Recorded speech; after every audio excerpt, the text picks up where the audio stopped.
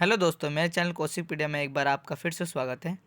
आज हम DElEd second year के सीपीई के क्वेश्चन पेपर की बात करेंगे कि उसका क्वेश्चन पेपर कैसे आता है, क्योंकि आपके एग्ज़ाम जल्दी शायद मई के फर्स्ट वीक में या अप्रैल के लास्ट वीक में हो जाएंगे। तो हम देखते हैं पाठ्यक्रम, शिक्षा शास्त्र और मूल्यांकन। इसका भी सेम पैटर्न है, 75 मार्क्स का एग्ज़ाम होता है आपका।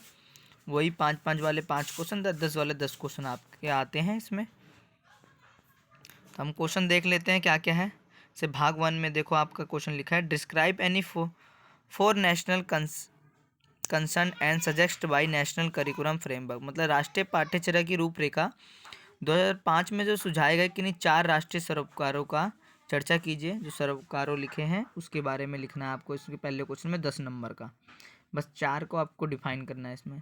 दूसरा लिखा है, discuss any 5 curricular areas as suggest by the national curriculum framework.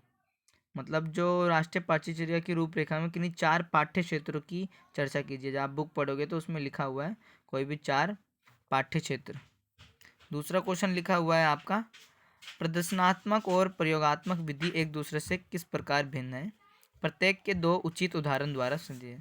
जो आपका डिमोन्स्ट्रेशन विधि आप यूज़ कर सकते हो पढ़ाने के समय, और जो प्रयोग करके आप सिखाते हो बच्चे को, वो एक दूसरे से कैसे भिन्न है। मतलब आप दोनों चीज़ में दिखाते हो ना, तो उसके बारे में लिखा है 5+5 दोनों को आपको उदाहरणों के सहित बताना है। अब क्वेश्चन 3 हम देख लेते हैं। क्वेश्चन 3 में लिखा है, clarify the concept of constructivism, how would you use this approaches in teaching learning process. मतलब जो आपका रचनावादी सिद्धांत है जिसका हम सभी यूज़ कर सकते हैं, इसमें करके सीखने की बात की जाती है। तो प्राथमिक स्तर पर शिक्षण अधिगम प्रक्रिया में इस उपागम को कैसे प्रयोग करेंगे, चर्चा कीजिए। मतलब हम जो अपर प्राइमरी में है, इसको कैसे हम कर सकते हैं यूज़, वो हमें बताना है। इसी के फिर अथवा में लिखा हुआ है, अथवा वाला देख लेते हैं। What is ICT based learning. जो आप आईसीटी बेस्ड लर्निंग यूज़ करते हो, जिसमें आप फ़ोनों का, कंप्यूटर का यूज़ कर सकते हो, तो वो क्या है। उदाहरणों द्वारा चर्चा कीजिए कि स्कूलों में आईसीटी आधारित शिक्षण अधिगम उकाबों को विद्यार्थियों की अच्छी उपलब्धि को किस प्रकार महत्वपूर्ण है। मतलब जो बच्चों के अचीवमेंट के लिए बहुत महत्वपूर्ण होता है, उसके बारे में लिखना है उदाहरण के साथ आपको, कि इससे बच्चे आसानी से सीख सकते हैं, मोटिवेशन होता है, बच्चों को इंजॉयफुल मिलता है, जॉयफुल लर्निंग होती है। ये सब आप लिख सकते हो इसमें।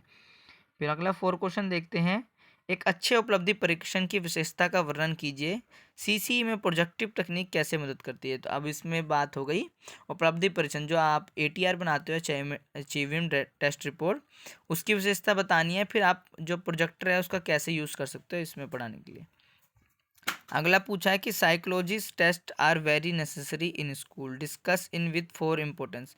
अब विद्यालयों में मनोवैज्ञानिक परीक्षण बहुत ज़रूरी है, इसकी 4 महत्वपूर्ण मनोवैज्ञानिक परीक्षण के माध्यम से चर्चा कीजिए। मतलब क्यों साइकोलॉजिस्ट टेस्ट जरूरी है, और इसके 4 हमें महत्वपूर्ण बताने हैं। 5वां क्वेश्चन है, एक पाठ्यक्रम से संबंधित समस्या की पहचान कीजिए और निम्नलिखित शीर्षों के अंतर्गत एक क्रियात्मक अनुसंधान की रूपरेखा तैयार कीजिए। अब देखो, आप एक एक्शन रिसर्च बनाते हो, आपके क्वेश्चन में भी आ जाता है 10 नंबर का जब प्रोजेक्ट का शीर्षक। अब आप क्या समस्या लोगे उसके अंदर, ये अध्ययन की आवश्यकता क्यों करते हैं, उद्देश्य, आंकड़े एकत्रित करना, आंकड़ों का विश्लेषण और प्रतिफल जो आप लिखते हो, रिजल्ट। तो ये आपका 5वां क्वेश्चन हो गया एक्शन रिसर्च का। पार्ट 2 आगे, इसमें 5-5 नंबर के क्वेश्चन होते हैं। तो पहला क्वेश्चन लिखा है, प्रारंभिक स्तर पर शिक्षण शास्त्र की अवधारणा एवं प्रकृति लिखिए। जो आपका पेडागोजी है, जिसमें सारी चीज़ें आ जाती है, आपको क्या पढ़ाना है क्या नहीं पढ़ाना, उसके बारे में, उसकी अवधारणा और प्रकृति का डिस्कस करना है इसमें। 7वां क्वेश्चन आपका लिखा हुआ है, how the text book and supplementary material are tools are helpful in translation of curriculum expression. तो लिखा, पाठ्यक्रम के संपादन में पाठ्य पुस्तक एवं पूरक सामग्री एक सहायक के रूप में किस प्रकार महत्वपूर्ण है, इसके बारे में लिखना है, क्योंकि बहुत ज़रूरी होती है पाठ्यक्रम के संपादन में। जितनी भी सहायक सामग्री होती है उनको हम पाठ समझाने के लिए अच्छे से उपयोग कर सकते हैं, और पाठ को समझाने के लिए बहुत महत्वपूर्ण योगदान निभाती है अपना। अब 8वां क्वेश्चन हो गया आपका। 8वां क्वेश्चन है, राज्य स्तर पर एक भ्रमण की योजना को कैसे तैयार करेंगे, शैक्षिक भ्रमण के 5 सोपानों की व्याख्या कीजिए। जो आपके स्टेप होते हैं इसमें वो यूज़ कर सकते हो। सबसे पहले लेके जाना, क्या क्या चीज़ें करवाना, उनसे एक्सरसाइज करवाना, सब चीज़ है। तो इसमें आप कैसे तैयार करोगे, सबसे पहले वो पूछा हुआ है, एजुकेशनल विजिट है।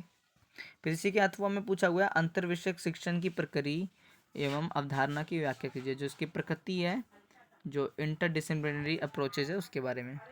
9वां है आपका विद्यालय शिक्षा में आकलन और मूल्यांकन एक दूसरे से कैसे संबंधित है, ये बताना है आपको। अब परीक्षण क्या है, एक अच्छे परीक्षण की विशेषता जो टेस्ट है और उसकी गुड करेक्टर्स क्या है, ये पूछा है। अब राइट शॉर्ट एनी इनके बारे में लिखना है कि 2 पर टिप्पणी लिखिए। पाठ्यचर्या का महत्व जो आप करिकुलम पढ़ते हो, पाठ्य पुस्तकों का महत्व, आप जो टेक्स्ट बुक है वो, पठन साथी सामग्री, शिक्षण में मापांक की अवधारणा, ये सब। तो ये आपका पेपर हो गया आज का।